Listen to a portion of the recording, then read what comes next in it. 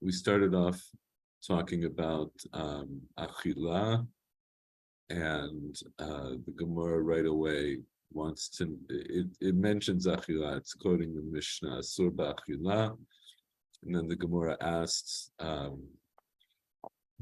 what do these 5 Inuyim correspond to? Meaning, what do they correspond to in the Torah? And then it brings 5 psukim, which are places where the Torah either says Ta'anu or the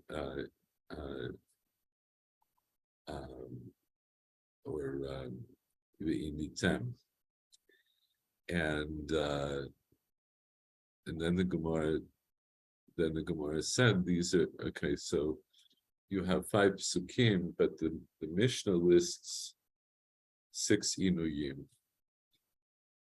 So the Gemara then says that Achila is included in Shtiya.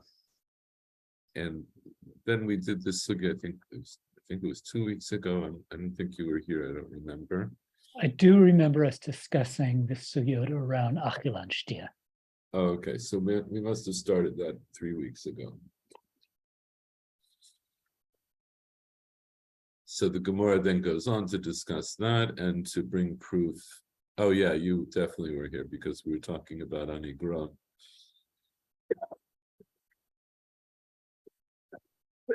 And whether or not you can eat wine. Oh, right, yes. Right, so then finally the Gemara makes a conclusion there, and the conclusion is that nonetheless that Achila is included in Shtiya, and then the Gemara went on to ask about Rechitza and Sicha. Where do we learn them from? And so we brought a couple of psukim from Daniel, from Sefer Daniel, where it says in Daniel, he talks about a time when he fasted. It was when Daniel was looking, it says he was looking at Svarim, he was looking at books, apparently to determine when the end of the 70 years that was prophesied by Yirmiyahu would end, the 70 years of the Galut. And he describes his fast, and he says, Lechem chamudot lo achalti. Okay. Let's see if this works now for Paul. It says, Lechem chamudot lo achalti, v'basar v'yayin lo ba el pi, v'soch lo sachti. So I did not eat lechem chamudot. The Gemara defines lechem chamudot in a moment, and neither meat nor wine came to my lips, came to my mouth, and soch lo sachti. I did not anointing. I did not anoint. Okay. Okay. Here's Paul. I take it that Paul is now on his phone. Yes, do you hear me? Yes, this is fine. Well, it will be difficult for me to read it. Yeah. Okay, Paul, what you can do is make a hotspot connection through your phone and tap your computer into your phone. Then you'll have the phone connection through. You can make a phone connection. You can use your phone as a wireless modem to connect. Yes, but that's what I did, but it didn't work. Ah, okay. That's what I tried to do, but I think the throughput is not good enough or something like this. The bandwidth. Right. It doesn't always. It doesn't always work the way we want it to work. Okay. I was doing a very quick recap here for Michael. So about Rechitza and Sicha. Where do we know that Rechitza and Sicha are called Inuyim? In other words, So this is the structure of the. Okay, let me just think for a second. Yeah, let's begin with this thought that the structure of the sugya is essentially twofold. That the sugya begins with the idea that there are 5 psukim in the Torah that say that you have to afflict yourself on Yom Kippur. In the beginning of the sugya, the Gemara says that the 5 inuyim of the Mishnah are in correspondence to these 5 psukim. So that's one point. But of course, those psukim are generalizations because they just say that you need 10. You have to afflict yourself. So it's all well and good that we have 5 psukim and the Mishnah lists 5 inuyim, assuming, like the Gemara concludes, that Shtiya is included in Achila. So that's fine. We have 5 inuyim, we have 5 psukim. But that doesn't really complete the picture because the Torah doesn't list those inuyim in particular. It just says you have to afflict yourself. So what the Gemara is doing is it's going through and beginning now with Rechitza and Sicha.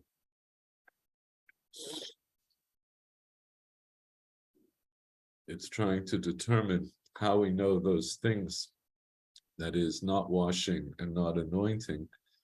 How do we know that those things are considered to be inuyim?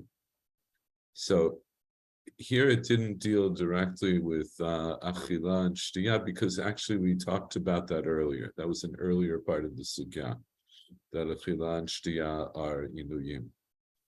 But we have to figure out the other ones. Rechitza, sicha, nilata sandal, v'tashmish hamita. We need to demonstrate that those are inuyim.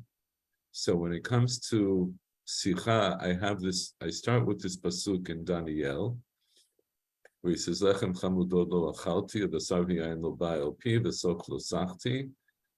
And so then the Gemara digresses for a second and says, My lechem chamudot lo achalti. What does that mean? Amar Rav Yehuda Bereder of Shmuel bar Shelat, afilu nahama dechite dachyata lo achal. Means even bread of, literally means bread of clean wheat. I didn't eat. It would be what we call patnikia, clean bread, which means like finer. It's a finer kind of wheat, or it's a finely ground wheat.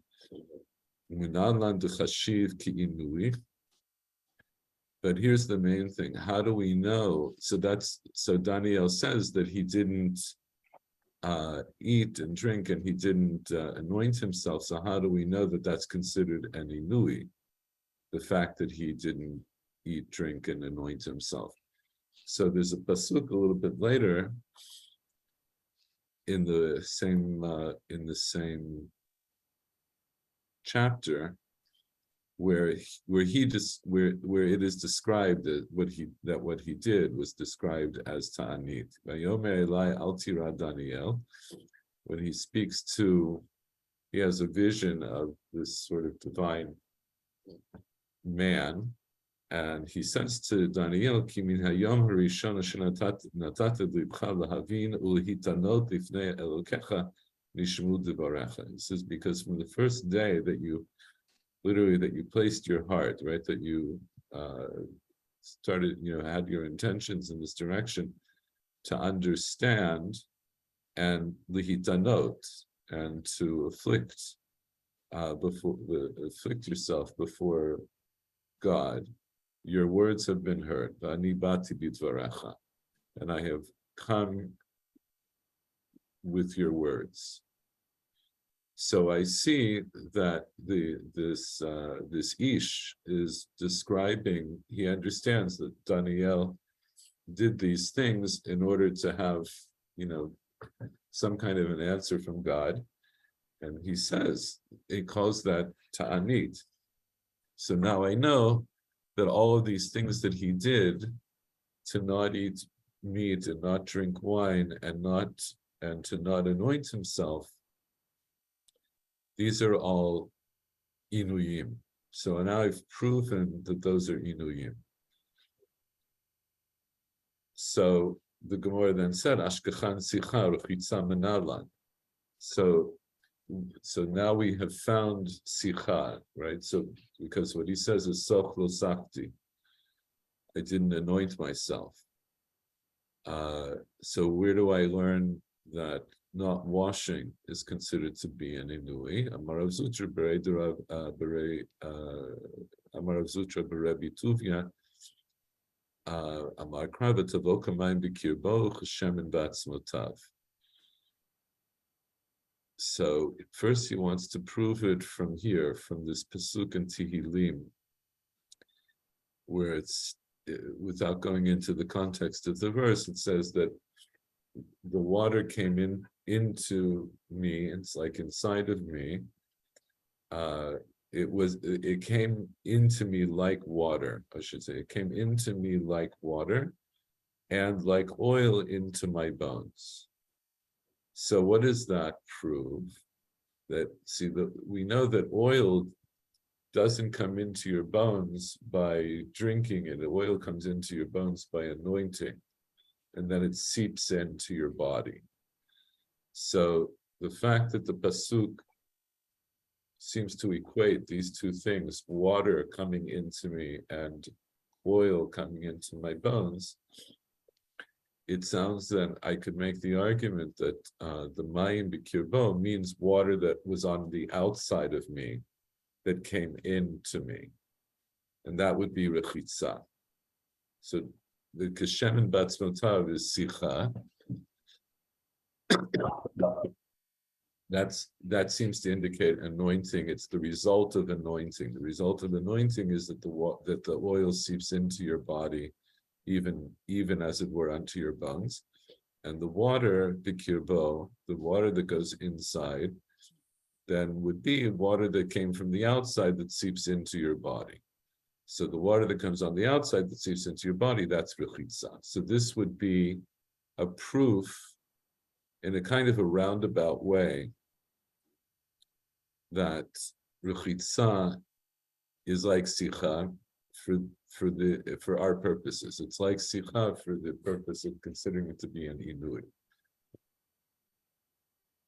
So the Gemara challenges that. This is ve'ema k'shtiya. The simple understanding I could say of that verse is I should say that the water that comes inside of him, that comes from drinking. And so if it comes from drinking, then maybe I'll say the opposite. I'll say that the water, he's drinking water and that comes into him.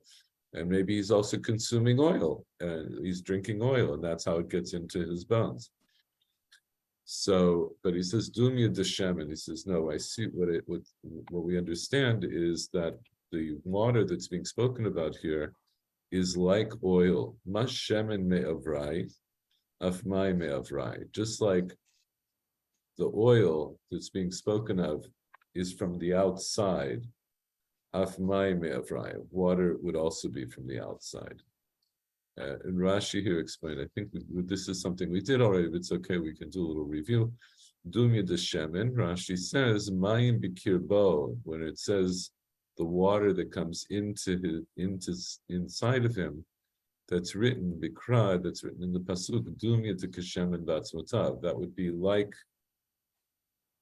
the oil that comes inside into his bones. Just like the oil is on the outside on his skin, and he anoints it on his skin, and then it's absorbed into his bones. So similarly, water is the water that goes inside of him is absorbed from the outside by way of washing. So that's the way that Rav Zutra Berebi Tuvi wants to learn. So then we had a question because we have a Mishnah in Masechet Shabbat that seems to contradict that. It says Hatana Ivcha Kanasivla. Right? We have a Tana who learned the opposite. He took it in the opposite way. Tidnan minayin l'sicha shehi k'shtiya b'yom kippurim. where do we learn that anointing oneself is like drinking on Yom Kippur? So the Mishnah there says, so even though we don't have a hard, fast proof for it, we do have a hint to it, as it says, and then it quotes this pasuk, "V'tavocha mayim b'kirbo k'shemen b'atzmotav." So it's like I said a moment ago. See, when I have this pasuk, "V'tavocha mayim b'kirbo k'shemen b'atzmotav," if I want to use this midata drash of hekesh to say that what's true in this part of the pasuk also applies to the other part of the pasuk, it can really go either way. Right? So the Gemara a moment ago wants to say, as it were, that we start from shemen. So shemen b'atzmotav indicates sicha, and so therefore I'll say that mayim b'kirbo also indicates something that's like sicha, which would mean rechitza. The Mishnah seems to indicate the opposite. V'tavoka mayim b'kirbo means drinking, and kashemen b'atzmotav, it doesn't mean now that you're drinking the oil, but it means that it's asur. It will be considered that when you anoint yourself, it will be as if you're drinking. And so, since we've already demonstrated that drinking on Yom Kippur is asur, now that I see that there's a comparison between anointing and drinking, so now I know that anointing is also asur on Yom Kippur, but it leaves me in this position where now I don't have a source for rechitza. So Ela Amar Rav Ashi rechitza migufe dekra shmiyelei dichtiv v'soch lo sachti.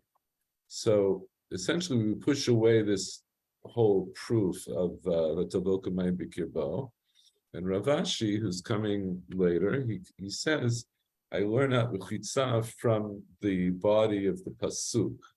That is the pasuk that we started with from Daniel, where he says, "V'soch lo sachti." So how does that do it? Because the soch part of the pasuk, the word the soch, is an extra word. I don't need it. I could have had the pasuk read "V'sarvi yain lo ba'al pi v'lo sachti." What does it mean "v'soch lo sachti"? So that comes to Rav Ashi says that comes to include rechitza. Rashi says, "Elam Rav Ashi rechitza migufe dekra de Daniel." I learned from the body of the pasuk in Daniel. The gabe sicha nafkalan meribuya delishna v'soch lo sachti. I learned it from the ribui of the pasuk that says soch lo sachti matziv miktav lo sachti. You could have just said lo sachti. So the word v'soch is an extra word, and that's why I learn out that rechitza is considered to be asur, like it would be part of a ta'anit, just like sicha. Okay, so it was a quick review of that, and then I was telling Michael that we got up to this part. So right after this, the Gemara here says, "Mai va'ani bati bidvarecha." So what does it mean when it says, "I came in your words," or "I came with your words"? So that's the pasuk, the second pasuk from Daniel that we saw a little bit earlier.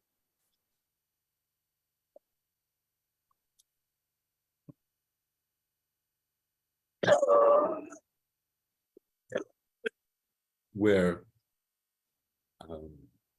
the ish that's appeared to Daniel is saying to him that essentially, I've been paying attention to you since you started your ta'anit, and I have come with your words. So the pshat of the pasuk is simply that. The pshat is that in the wake of Daniel's ta'anit and his prayer, that was the impetus for this ish to come and appear before him. But the Gemara here goes into a long explanation of Ani Bati Bidvarecha, because I think it's also somewhat superfluous. Rashi here gives a quick explanation. He says, "Ani Bati Bidvarecha Sefer Dekra Zahahu Kra Dileel Al Tira Daniel." This is the end of the pasuk that we brought earlier. That started off by saying, "Don't worry, Daniel. Don't be afraid, Daniel." V'ani bati b'dvarecha, and he says, "Nichnasti l'tocha pargod b'shvilcha." I went behind the curtain for you. So this idea of yilikanes l'tocha pargod is an idea that it's a certain, as it were, place in heaven.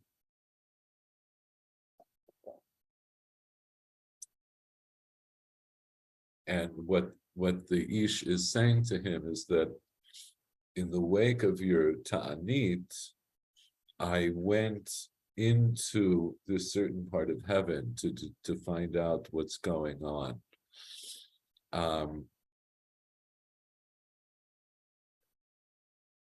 And the basis of that, the Gemara is asking, Maya vani bati. So then the question is, like, the Ish is a heavenly being. So what does it mean that I went behind the pagod for you? Wasn't he already there? Right? He's a heavenly being. What does it mean? And Rashi explains about Maiva ani bati, Matai nigrash mitocho shutzrach likanes. When were you expelled that you had to go back in, that you had to go back in? So this goes into a very long drasha, which stitches together some disparate psukim from Sefer Yechezkel and a vision of Yechezkel. And it also comes back to psukim in Daniel. And I think what I said last week, or whenever it was 2 weeks ago, that I didn't want to do this now. I think I do want to do it, but I don't think we're going to do it today. Partly because we're not going to finish it today, and partly because there's still some things I'm working out in it. It's also, in a sense, it's really a big digression from our topic, but because it's such a fascinating drasha, I think it might be worth our time. So I think I'll have to devote a separate shiur to it. But in preparation for it, if you can, what you should do is you can just read through Daniel. I would say read through Daniel Chet, Tet, and Yud, even though they're only bringing psukim really from Daniel Yud, but it'll help to give you a context. Beginning in Daniel Tet, I think it is, beginning in Daniel Tet mainly, so Tet and Yud, is when Daniel is starting to try to determine when the end of the Galut is going to be. And then this vision of Yechezkel is mainly, they're bringing from Yechezkel Perek Chet. This is a very dark vision of Yechezkel. What's interesting when we do it, I'll point this out again, but the psukim that they don't bring the psukim in the order that they're brought in Yechezkel. They change the order, and they weave together a kind of fascinating story of what was going on in heaven, what was really going on in heaven at this time. And it has to do with, these other powers, right? Paras and Yavan. These are places that Daniel mentions explicitly. Not so much the places as the divine representatives of those places in heaven. are all in communication. There's a struggle that goes on between them. So that's a sort of Shane, do you hear me? yes. Yes. When I hear the word pargod, of course, it reminds me that לעבור דרך לצד השני של הפרגוד, and it should be something mystical, which has to do with מעשה מרכבה, all these things, yeah. Mm-hmm. Exactly. Acharei pargod is this idea of being in a certain place in heaven, another world, yes. right, and beyond. Yeah, and then being privy to what's really going on. In other words, what's really going on in the world is what's going on in Acharei pargod. Which I would guess that Acharei pargod would correspond to the Kodesh Kedoshim. In a sort of in a way, I understand what you're saying. As it were. Yeah, maybe. I understand what you're saying. I don't know that I've seen that explicitly mentioned, but it's a reasonable argument that you can make. But the other place you may have come across, or one of the other places you may have come across this idea of Acharei pargod is in the piyut of Eila Ezkara.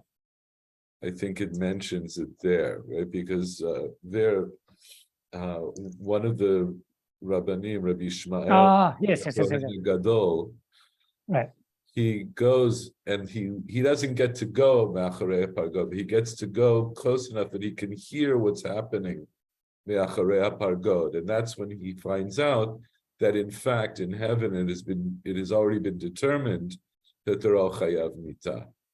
So that's one of the places that we see it. So this is another place, and so that's in terms of the terminology.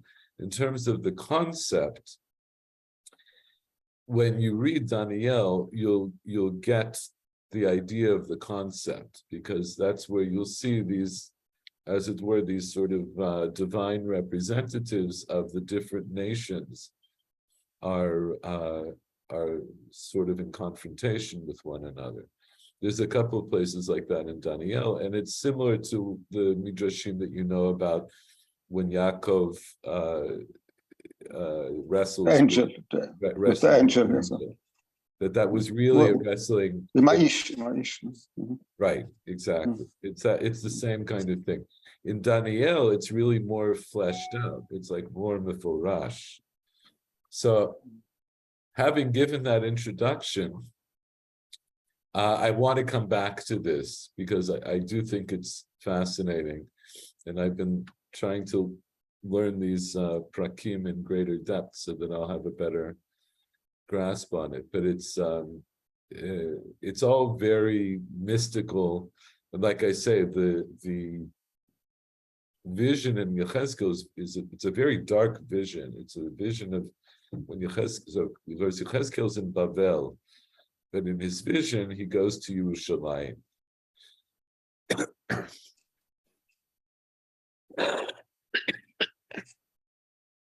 Okay. Yes, now we have two calls. The internet is back. It's back. Okay, yes. We can only handle one of you, Paul, so that... עכשיו אני שומע אותך. Do you hear me? Yes. Michael Werner, do you hear him? Yes. Okay. Do you hear me? Yes. Loud. Yes. And okay. The internet is back. The internet is back. I went back to the computer. Yes. Okay, so it's better. Okay, so yes. yeah. Okay, so we had kind of it's just as well that I did this little introduction because, like I say, if you can take the time, read the prakim in Daniel and in Yechezkel, and that will help that will help in terms of understanding what the Gemara wants to say here. The whole digression is What only chapter? What chapters in Yehezkel? in mainly chapter Chet. Okay, so he says Daniel, Het, Tet, and Yud, and Yehezkel, Chet.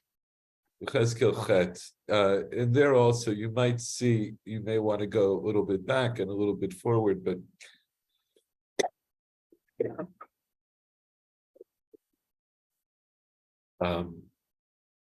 if you just do Chet, you'll get an idea. But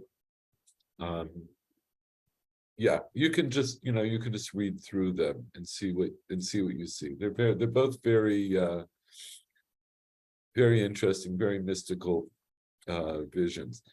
And Daniel and Yechezkel were from around the same time.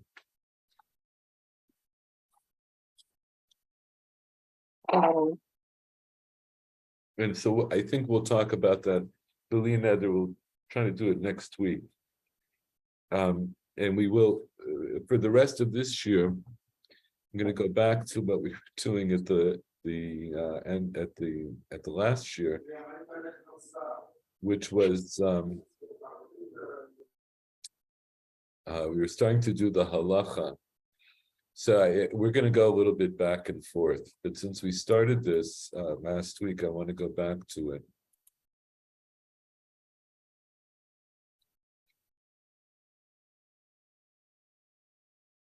So last week, what we had looked at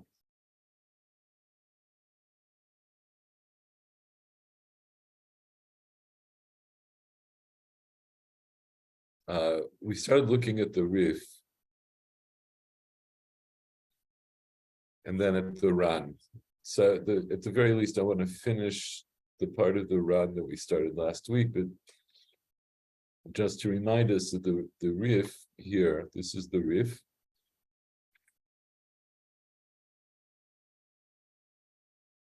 Excuse me.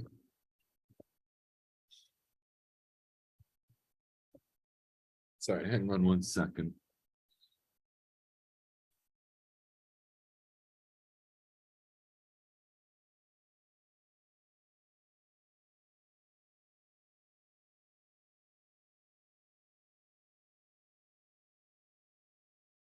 Okay.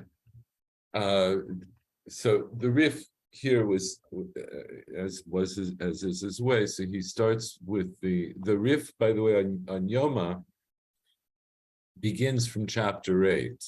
I don't think I mentioned this last time. If you open up a Rif at the back of if you have a regular full-size shas, you would open up the Rif at the end of Yoma. So he skips the first 7 chapters, right? Because the first 7 chapters are not halacha bizman hazeh. The Rif really only paskins the halachot that are shayach after Churban Beit HaMikdash. So of course he starts from chapter 8. That's the first daf, right? You see here in the Bar Ilan version that I have, it says daf Aleph Amud Aleph. Those are the dapim of the Rif. When you open up the Rif, they also have dapim. But it corresponds to where the Gemara begins on Daf Ayin Gimel Amud Beit. Those are the 2 references that they have here. So on Daf Ayin Gimel Amud Beit, we have our Mishnah Yoma Kippurim Asur B'Achila V'Shtiyah V'Rechitza V'Sicha V'Nilat HaSandal V'Tashmish HaMita HaMelech V'Kala Yirchetzu Et Pneihem V'Chaya Tinol Et HaSandal Divrei Rabbi Eliezer V'Chachamim Osrim. So so he quotes the Gemara beginning in the sugya that we were looking at. So he skips. I think I said all of this last week, but it's okay. We can do a quick review. He skips the whole beginning sugya about Chatzi Shiur because that's not immediately important for these halachot. That is to say, you see from here some of the derech of the Rif, that what he wants to do is he wants to give you the halachot of Yom Kippur. So the halachot that have to do, or the concepts that have to do with Chatzi Shiur are pertinent, but they're not the main topic. The main topic is understanding our Mishnah. So he skips the 3 daf from the beginning of the sugya to what we were just looking at now. That says Hani Chamisha Inuyim Keneged Mi, right? These Chamisha Inuyim, what do they correspond to? And Amar Rav Chisda, they're in correspondence to the Chamisha Inuyim Shabbatorah, and the 5 psukim, right? Shabbat Shabbaton, Shabbat Shabbaton, Be'asor, Ba'ach Be'asor. Vaytazot Lachem B'chukat Olam. Krai Chamisha Habu, right? There are 5 psukim. So actually, he's saying Krai Chamisha Habu, right? So there are 5 psukim, Vanan Shita Tanan, but we learned 6, and he says Shtiya Bichlal Chilahi, and so forth. So this we did all this last week, and what he's doing is he's compressing the part of the sugya that we did, and just taking the parts that are definitive.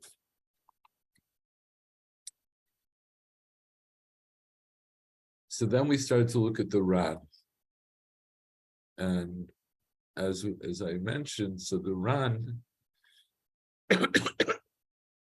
he wrote chidushim around the Rif, right next to the Rif. He doesn't often comment on the Rif himself, and this is one of these cases. And again, just to remind you that the Rif was such an important halachic work that some of the other Rabbanim of that era simply wrote their chidushim next to the Rif, so that people would learn them along with the Rif. And also because the point of writing these chidushim was essentially the same point as the Rif. The chidushim here are written mainly for halachic reasons, right? To come to piskei dinim of halakha. So we're I think that, and this is probably going to bring us now to the end of the shiur, but that's fine.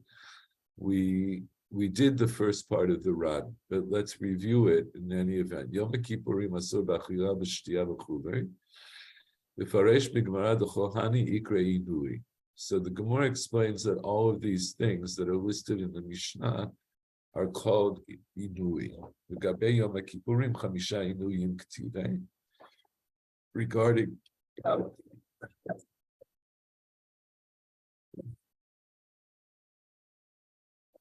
Yom Kippur, there are 5 inuyim that are written, V'hani chamisha havi, and these are also 5. The shtiya bichlal achila, right? Because shtiya is included in achila, and I skipped that part of the Rif today. I did it last week, but the Rif, again, he just takes from the conclusion of our sugya, and he also says shtiya is bichlal achila. Mufashina b'gemara dechiktani asur. Dumashma da'afil ba'achila isurahu diika avakaret leka. So when this is explained in the Gemara, it says that when it's written asur, that implies that even regarding eating, it's considered, even regarding eating, that would be considered an isur, but not a chiyuv karet, right? So that was the very first kushya of the Gemara, right? The Gemara asked, it said asur, right? Chiyuv karet. It should have said chiyuv karet. So he's recounting that here. About karet leka, a chatzi shiur kai. So the fact that it listed achila as being asur, the Gemara says, that's because the Mishnah is talking about chatzi shiur, And what's that?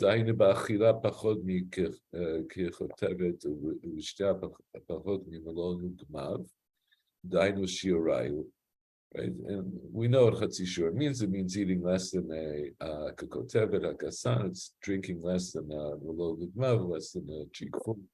Those are their shiurim for Yom Kippur. As we are going to write ahead of, later on. So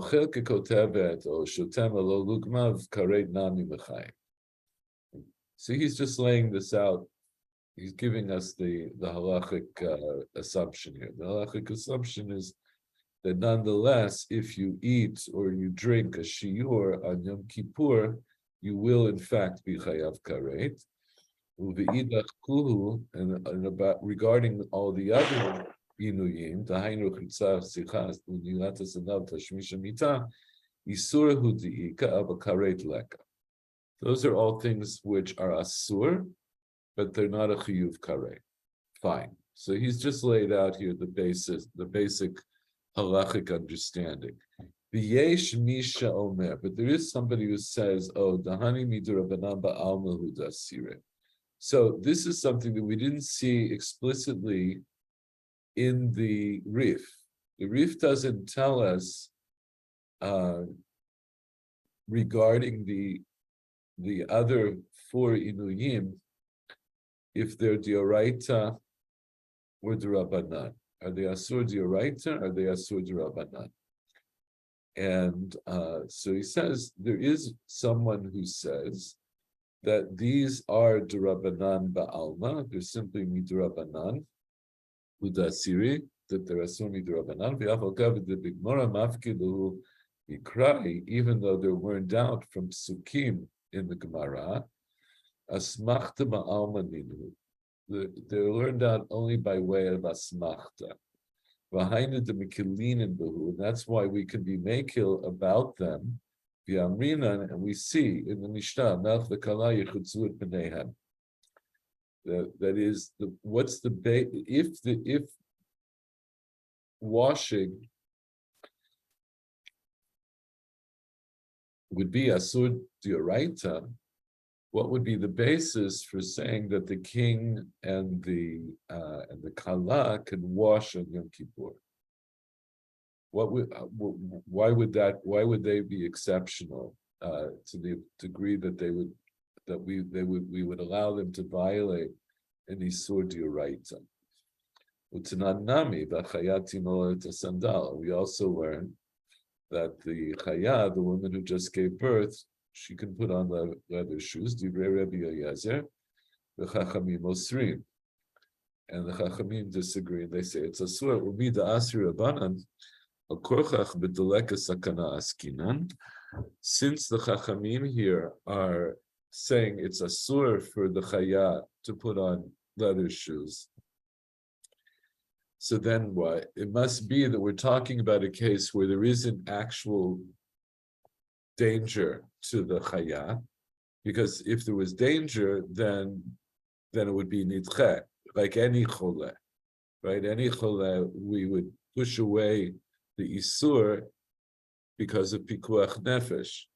So the fact that the chachamim say it's asur for her to put on sandal, nilata sandal, that means it's asur even when there's no danger.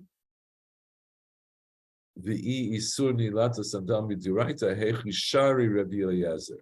In other words, you see what he's doing. He's saying the fact that Rabbi Eliezer is matir nilata sandal is contrasted with the chachamim who say it's asur. So the chachamim, the machloket has to be in a case where there's no sakana. Otherwise, there would be no machloket. Everybody would agree in the case of sakana that the chaya or whoever is besakana can put on sandalim if it will prevent sakana. So the fact that they have a machloket indicates that they're talking about a case when there is no sakana. So if there is no sakana, what is the what's the basis then for Rebbe Eliezer to be matir? It's the same question he asked by Melech Vekala. What's the basis to be matir if there's an isur d'oraita? Uvigmor nami amrinan demish yesho chatatim berosho sach kedarko ve'eno chashesh. The Gemara says later on, we didn't do this sugya yet, but it says if somebody has like sores on their head, and the way that they would be treated is by would be by anointing them, right? Putting oil on them. So somebody who has these kinds of sores on their head, he puts on oil normally, sach kedarko, ve'eno choshesh, and he doesn't have to worry, meaning he doesn't have to worry about any kind of isur. Also similarly, somebody whose hands are dirty with either plaster or with excrement, he can wash normally. He doesn't have to worry that he's violating something on Yom Kippur. So the obvious question is, if Sicha and Rechitza are asur d'oraita,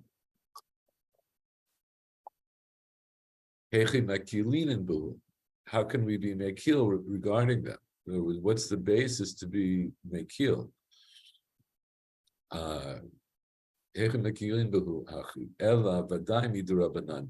Rather, all of this indicates that these inuyim are asur midurabanan. So this is also indicated by the way the Gemara asks its initial question, which the Rif himself quoted.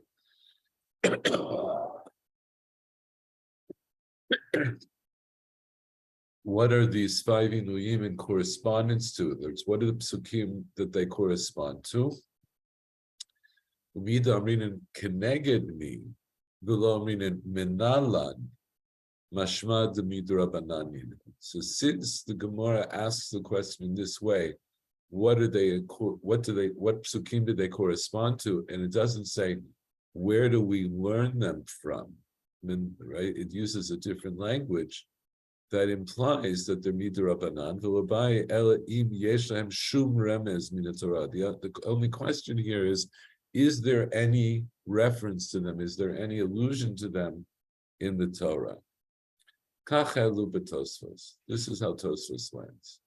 So this is the Yesh Mishomer's Tosfos, and they bring all these proofs to indicate, and the Gemara wants to indicate to us that outside of Achila v'Shtiyah, the other Inuyim are all Midurabanan.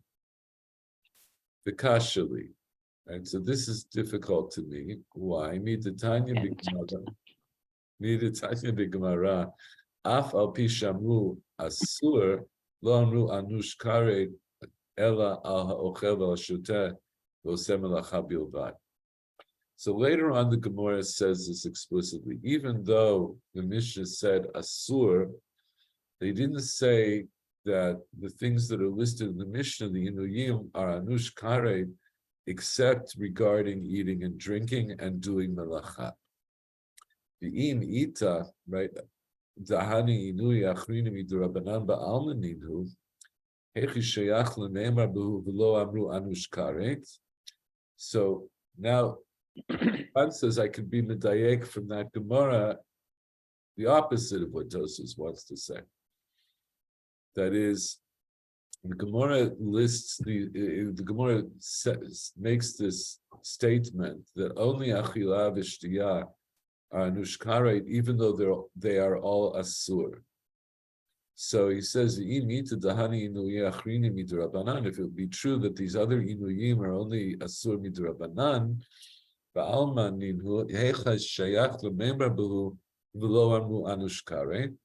how is it pertinent to say that they're not anushkaret? What does it mean to say that they're not anushkaret? By saying they're not anushkaret, my logical assumption would be, okay, they're not anush karet, but they're still asur dioraita. That would be the logical understanding. One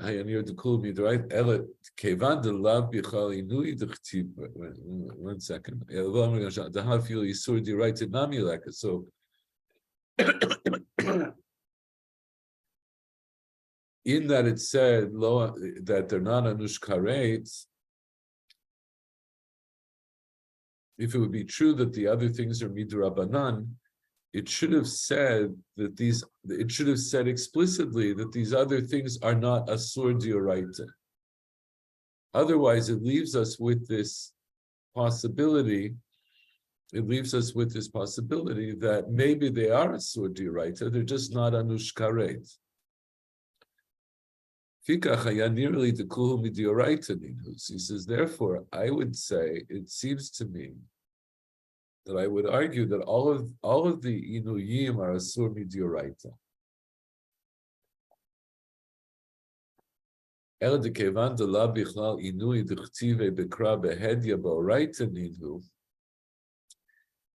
But since they're not included in the inui that are written explicitly in the Torah, elami ribuya, I learned them from a ribui of Shabbaton, right? And the other psukim that are brought, Shabbaton, etc.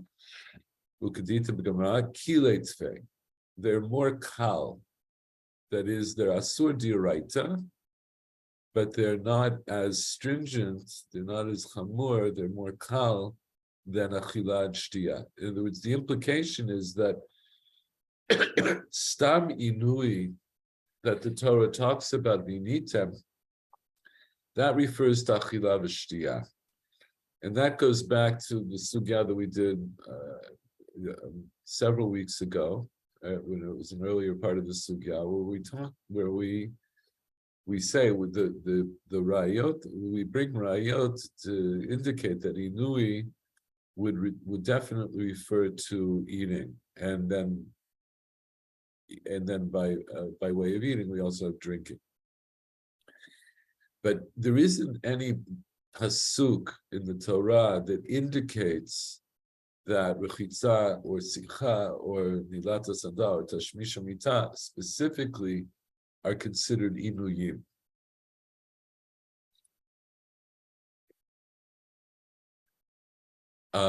And so what does that tell me? So see, the way Tosfos wanted to understand it is that all of the psukim are just asmachta ba'alma, right? So it's just something that the Rabbanan used to lean their psak on, but really the Torah doesn't forbid any of the other inuyim except for achilat shtiyah. And the Ran is saying, no, actually they're all asur dioraita, but since it goes like this, since there are indications from the Torah that there are 5 inuyim, right? Because we have 5 psukim of inui. So since they're not explicitly mentioned, it was left up to Chazal to understand what the inuyim are and how they should be observed. So that's what he's saying. Elam miribuyi de Shabbaton atu. They come from the ribuyim of Shabbaton and the other psukim, Geditim Gemara. So they're kilei tzvei u'mesarana katuv l'chachamim. The Torah gave them over to the chachamim to determine. Ve'hinei kilu bahen k'fi ma shira'u. So then they were mekil regarding them as they saw fit. And so their general rule was any of these forbidden acts that are listed are mutar if they're not being done for pleasure. So the heterim that are mentioned in the Mishnah regarding the king and the kala, the bride, those aren't for their personal pleasure. Those are because of their statuses. The king, because he has to be presentable to the people, the kala because she has to be presentable to her husband, and similarly for the chaya, they decided that they would be mekil regarding the chaya, because wearing sandaliver is not for a ta'anug, it is for her protection. V'chein data Rambam Zal b'perek rishon me'elchot shvitat asur dekulu midioraita ninu, and I'll show you that quickly. 1 second. We're going to come back up to, this is essentially where we got to in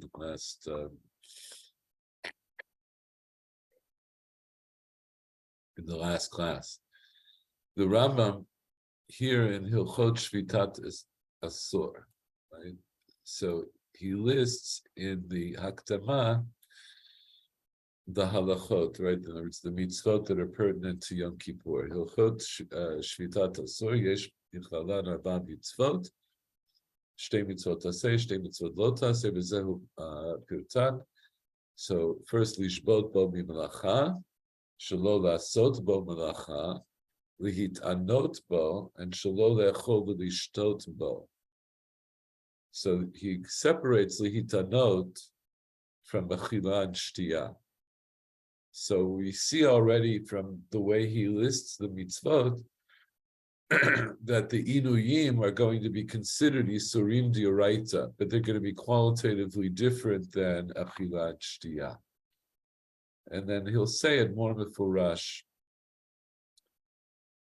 Here he says mitzvah taseh lishbot mimelacha b'sor l'chodesh hashvi'i shene'amar shabbat shabbatot v'lachem v'chol oseh bo melacha b'til mitzvah taseh v'avar lo taseh. So that's about melacha. Umar chayav al siyat melacha b'yom zeh. What is he chayav if he does melacha? He nasa b'rtzono v'zadon chayav karet. If he does it on purpose, does intentionally, he's chayav karet. V'nasa b'shkaga chayav korban chatat k'vua. So then he talks more about melacha. I'm going to skip that. This is all about melacha. In halacha dalet, he says mitzvat aseh acheret yesh b'yom kippurim. There's another positive commandment in Yom Kippur. V'hi lishbot bo me'achila shtiyah. Right, that's to stop eating and drinking, because it says tanu nafshotechem mipi hashmua lamdu inui shehu lenefesh zehatzam. So we learned by way of tradition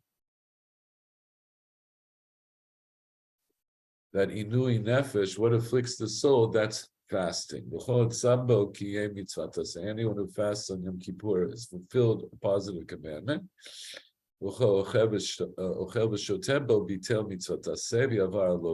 Anybody who eats and drinks on Yom Kippur has voided a positive commandment and has transgressed a negative commandment, because it says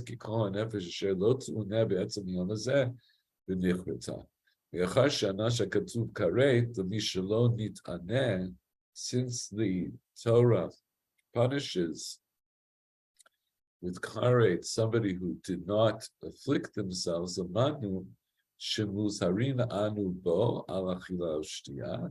learn from that we have been warned not to eat or drink on Yom Kippur.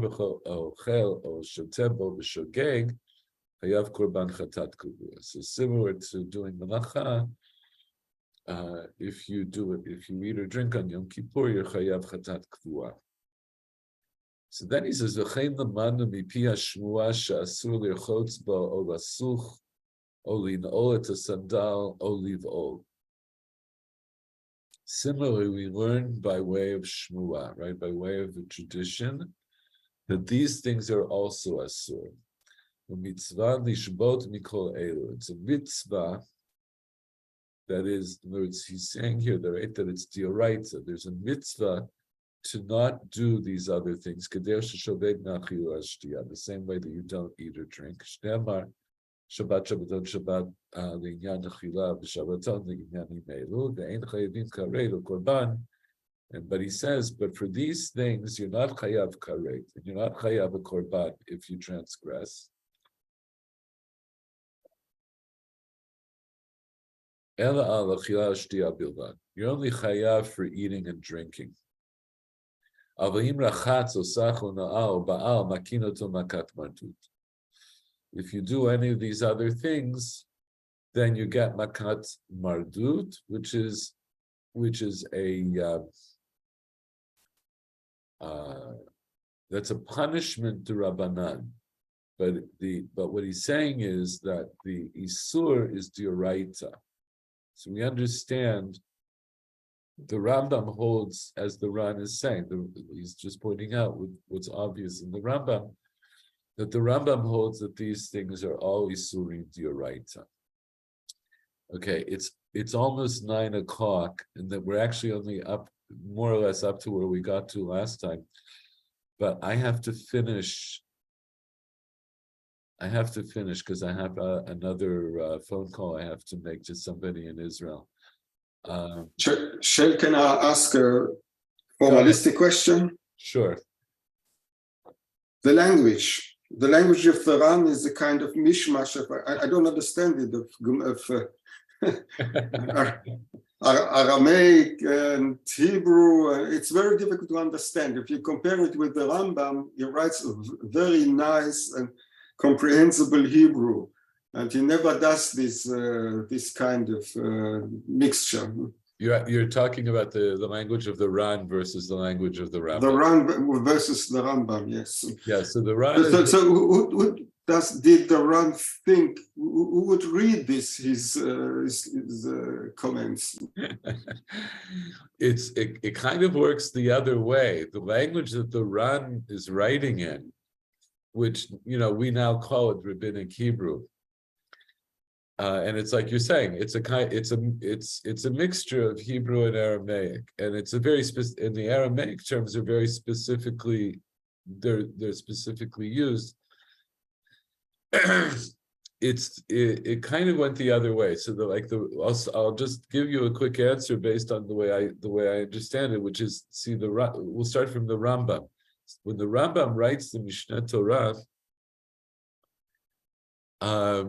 at that time nobody was writing in Hebrew.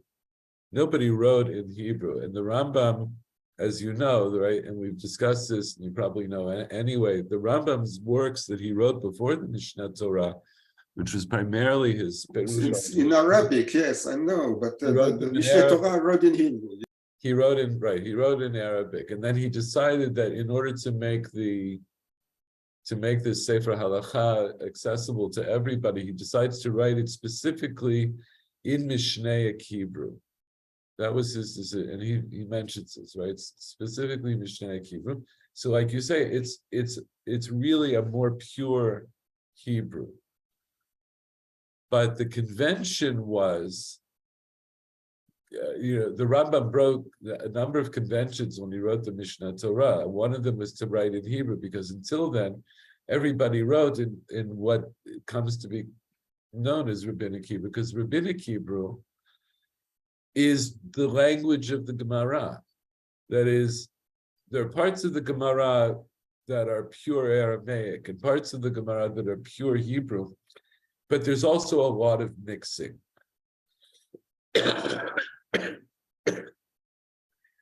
And I'm not an expert, and also I didn't live 1700 years ago, but it seems to me that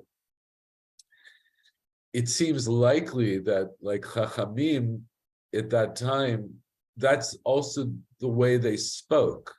And the reason I say that is not only because we have these recorded conversations, but it's also even in this shiur, like the way I give shiur, though not just me, like the way anybody gives shiur, and whether you're giving it in English or in French or in Yiddish or in Mashalo Yiyeh, this is the way we talk. We speak, and we will intersperse technical terms, right? Technical terms, yes. And that's so there's a term for this now in English. This is called yeshivish, and I think I may have told you somebody wrote a dictionary, which I own. It's the first dictionary of yeshivish, and it's a serious lexicographical work. but he always brings very funny examples. Bihistamnut, when I'm back in Israel, I'll show you some pages from him. So the thing is this: when we learn the Ran, what I want to tell you, what's interesting about your comment is this. So we know, because we're learning Gemara. The language of the Gemara as such is really it's not just that it's a mixture of Hebrew and Aramaic that makes it difficult. It's that the syntax is very tight and it's very terse. So when we're reading it, we have to read it with certain kind of emphasis, and we have to add in a lot of information that's implied. And that's, yes, but the syntax of the Aramaic is not the same as the syntax of the Hebrew, so you can get mixed up. So part of it is that, although, see, the generally speaking, the syntax as such is pretty much the same in Hebrew as it is in Aramaic. The grammar is not the same, but the way you do the hatayat pa'alim and things like this. Oh, no, that for sure, right? That right. Hatayat pa'alim, that's for sure different. It's similar, right? But it's not the same. But I mean in syntax, like in terms of sentence structure, that's pretty much the same. But what I want to say is what's interesting is when you come to the Ran is actually much easier to read than the Gemara, because he is writing in full sentences. And there's a kind of a progression here that beginning with, like we usually learn Rashi. So Rashi is also using Rabbinic Hebrew, and his language is very terse. So what he's doing is he's explaining things, and he's usually using a minimum number of words to fill out what the Gemara doesn't say explicitly. When you come to Tosfos, they start writing in fuller sentences. They start writing more the way we think of writing. And when you come to the Ran, it's actually much easier to read even than a lot of Tosfos. So your comment is it's very apt, and it's very interesting, because also, like, I'll give you another example. If you've ever learned like the Ramban's Perush on the Torah, right? So the Ramban in his Perush on the Torah, he's also using a rabbinic language. It's not a pure Hebrew, but it's more fleshed out. It's easier to read. And this is something I've been thinking about literally for decades. And I'll leave you with this thought. To me, there's an interesting either progression or digression historically, because if you think about our Sifrei Kodesh, beginning with Tanakh. So Tanakh is all, now Tanakh, some parts are certainly more obscure than others, but it's written also in a very tight language, right? So, and that's why we have endless Perushim, right? It's written, I would say, I think maybe Michael Werner would agree with me that it's a poetic, even things that are not specifically poetic language, but it's more like poetry. But the sentences are sentences. It's not as telegraphic as the Gemara. Right, that's true. But nonetheless, you pack a lot of meaning into a very short, very small space. Then we have the Mishnah. So the language of the Mishnah is a more pure Hebrew. It's closer to being a pure Hebrew, but it's a very, very tight language.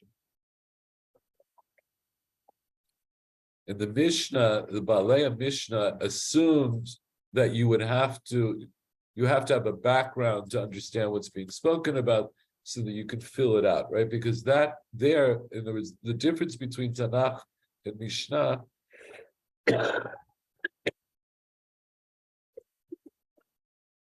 is in maybe its most basic form. Tanakh is Torah shebichtav.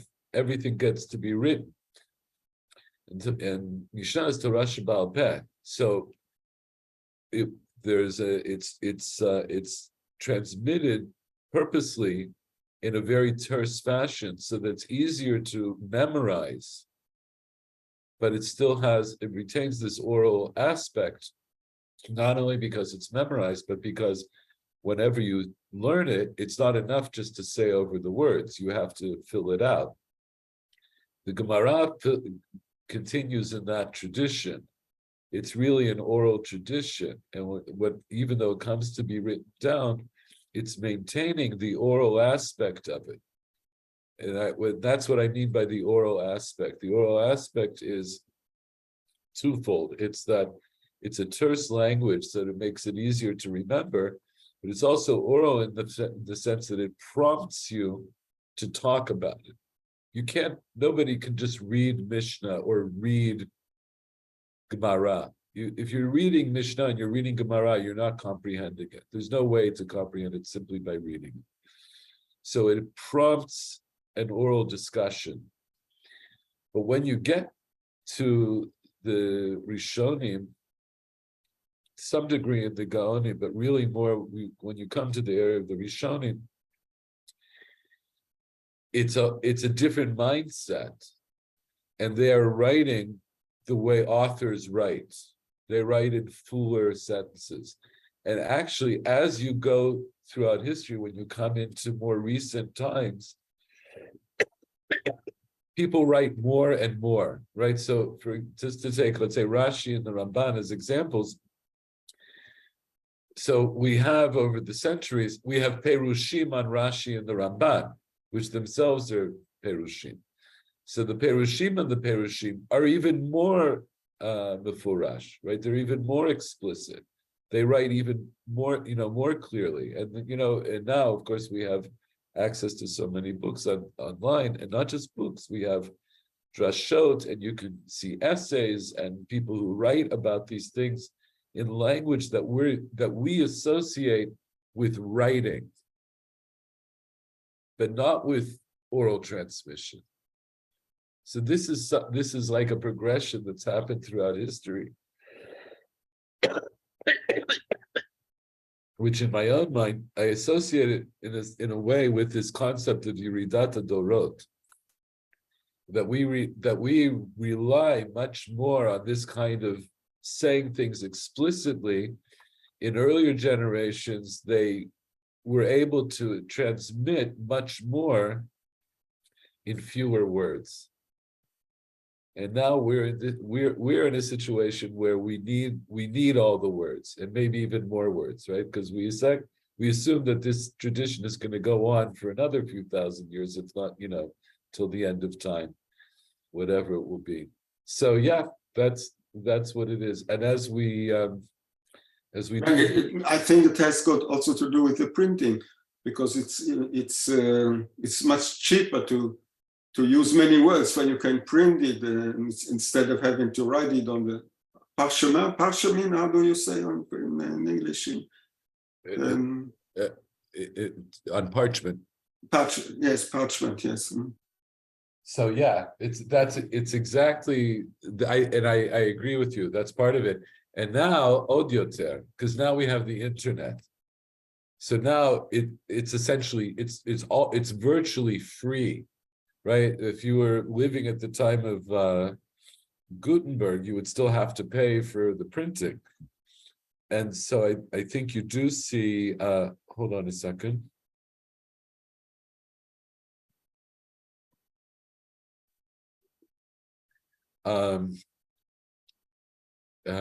You do see this, right? You see this this phenomenon where we have we have whole Sfarim now that are just like you have in other languages. There are whole Sfarim now that are just available as PDFs online. I'm not talking about the scanned books. I'm talking about new books that people are making. They just publish them online as PDFs. I have a number of books like this myself. And yeah, it's I find the whole thing fascinating, but it's also, to speak personally, it's it's one of the reasons that I'm not personally as interested in writing something. There are things that I'm trying to write, but let's say, like I'm not going to write down my own perushim on most things because I don't consider myself to be important enough or great enough or insightful enough that people should be reading exactly what I have to say. Like ish ein spor, right? There's so many people who are doing this. I don't think it's important. One of the reasons I teach the way I do is because that's something I feel like I contribute. I can help people to dig and understand these texts for themselves. And I think that's the most important thing. And so, but people who, are gdolim in one way or another, the ra'ui lahem, right? Right? It's proper that they should be publishing their works. Those things do still get published, but I'll just. It amazes me. Just in the last 30 years, how many books, how many svarim have been published, and I don't even know, but I can just tell you in my own tchum of sofrut, there are dozens and dozens of works, and I can't keep up with them. And the b'chilat kvod, all of the people who wrote them, I don't see any compelling reason for all these books to be written. I can tell you over like the last 40 years, I think there may be maybe three or four books on Sofrut that are really important, that have really made a contribution. But otherwise, again, b'chilat kvod, the people who wrote them, I don't feel like I think they're written. I don't know. I think a lot of them were written in Hebrew to make it easier for people who don't understand rabbinic Hebrew. So they write new sifrei halacha in Ivrit Tahora, and I think that's a whole trend that began with Shmirat Shabbat Kilchata, which I think is safe to say. I think that must have been either the first major halachic work of modern times that was written in pure modern Hebrew. And it speaks to your original question, right? Shmirat Shabbat Kilchata, it does a number of things, but one of the most important things that it does is that it gives these halachot over to a Hebrew-speaking public. You didn't have to go to yeshiva to be able to read Shmirat Shabbat Kilchata. So now there are a lot of other books and a lot of other tchumim that are following his lead. But a lot of the more technical works are still being written in rabbinic Hebrew, and I think that's the way it's going to continue for all time. And so the Rambam ends up being really the exception that proves the rule. Because even though the Rambam's work became very widespread and very well known, virtually nobody after the Rambam decided to follow his lead and write in a pure Hebrew. It's a very interesting phenomenon. Anyway, the reason I was able to go on about this, first of all, I find it a fascinating discussion, but also I had a message that my phone call was delayed, but I should go now and let you all go. So after all that, like I say, we got up to essentially where we got up to last time, except we did the Rambam, and we didn't do that last time. But the rest of the Ran we'll do next week. He challenges his own challenge, right? We start off with the idea of Tosfos that the Inuyim are D'Rabbanan, and then we go to the Rambam, who says that they're really D'Oraita, but the Rambam has to make this differentiation between Achila, Shtiyah on the one hand, and all the other Inuyim on the other hand, because only Achila and Shtiyah are Chayav Karet. And in the last part of the run, we'll see that he pushes back on that idea as well. So we'll see that next time. And I think we're going to go through more of the halacha, and then in a couple of weeks, I want to do that drasha that we started. Okay. Anyway, take care. See you. Bye-bye. Bye bye. Thank you. Thank you. Kol tov. Bye. Okay.